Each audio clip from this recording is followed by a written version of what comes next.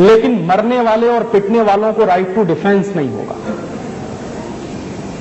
तो ये जो राइट टू ऑफेंस होगा हर अंग्रेज पुलिस ऑफिसर को, और हर भारतीय व्यक्ति जो मर रहा है, पिट रहा है, उसको राइट टू डिफेंस नहीं होगा।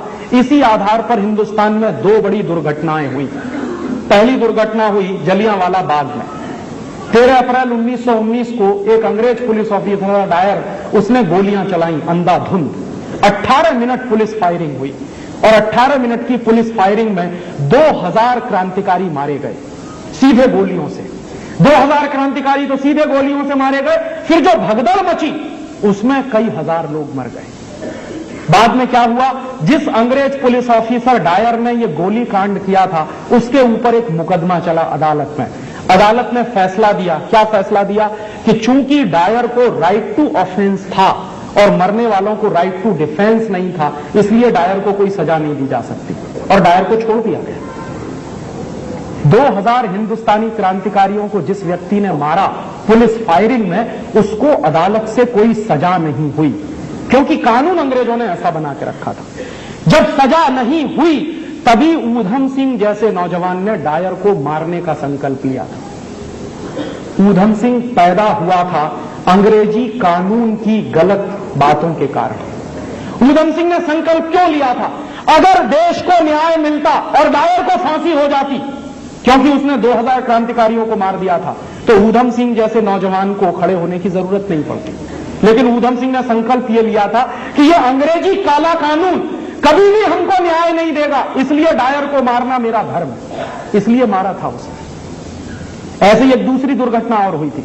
1928 के साल में लाला लाजपत राय पर लाठीचार्ज हुआ था, याद करिए। और एक अंग्रेज पुलिस ऑफिसर था, उसका नाम था सैंडर्स। उसने लाला लाजपत राय पर इतनी लाठियां बरसाई कि लाला लाजपत राय मर गए उसी समय। जब लाला लाजपत राय की मृत्यु हो गई तो उस अंग्रेज पुलिस ऑफिसर के खिलाफ केस किया था अदालत में। बहुत कम लोग जानते हैं वो केस फाइल किया था भगत सिंह ने। भगत सिंह, राजगुरु और जो सुखदेव की जो जोड़ी थी, इन लोगों ने केस किया था सैंडर्स के खिलाफ, क्योंकि लाला लाजपत राय को लाठियों से मार दिया था सैंडर्स ने। अदालत में उस केस का भी फैसला ऐसे ही हुआ कि सैंडर्स को राइट टू ऑफेंस था, लाला लाजपत राय को राइट टू डिफेंस नहीं था। और तब उन तीनों क्रांतिकारियों ने कल्पना की थी कि ये काला कानून अंग्रेजों का बनाया हुआ हिंदुस्तान के क्रांतिकारियों पर लाठीचार्ज करता है, फायरिंग करवाता है। इस काले कानून से जब तक मुक्ति नहीं मिलेगी तब तक हिंदुस्तान की आजादी के बारे में हम सपना नहीं देख सकते। दुर्भाग्य से उन क्रांतिकारियों ने जो सपना देखा था उस काले कानून से मुक्ति पाने का, वो काला कानून आज भी चल रहा है इस देश में आजादी के 50 साल के बाद।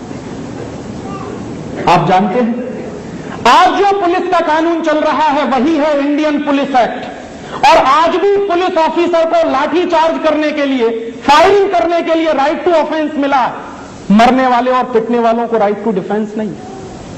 और 50 साल से मैं कोई ऐसा एक केस तलाश रहा हूं जो हिंदुस्तान के किसी कोर्ट में गया हो कि किसी पुलिस ऑफिसर ने फायरिंग की, 20 लोग मारे गए, 25 लोग मारे गए, उस पुलिस ऑफिसर को फांसी की सजा नहीं हुई कभी, आज तक नहीं हुई। क्यों? कानून ऐसा है। अगर आप गोली चलाएं और आपकी गोली से कोई मारा जाए तो 302 और 307 में आपको बंद कर दिया जाएगा, हो सकता है फांसी हो जाए। लेकिन अगर एक पुलिस ऑफिसर गोली चलाए और उसकी गोलियों से सैकड़ों लोग मारे जाएं, हजारों लोग मारे जाएं, उसको कभी 302 और 307 नहीं लगता, कभी फांसी की सजा नहीं हुई। 50 साल से सुप्रीम कोर्ट और हाई कोर्ट के तमाम मुकदमे मैंने तलाशे हैं, एक भी मुकदमा ऐसा नहीं मिला जिसमें किसी पुलिस ऑफिसर को फांसी हुई हो इस आधार पर कि उसने हिंदुस्तानियों को मार दिया।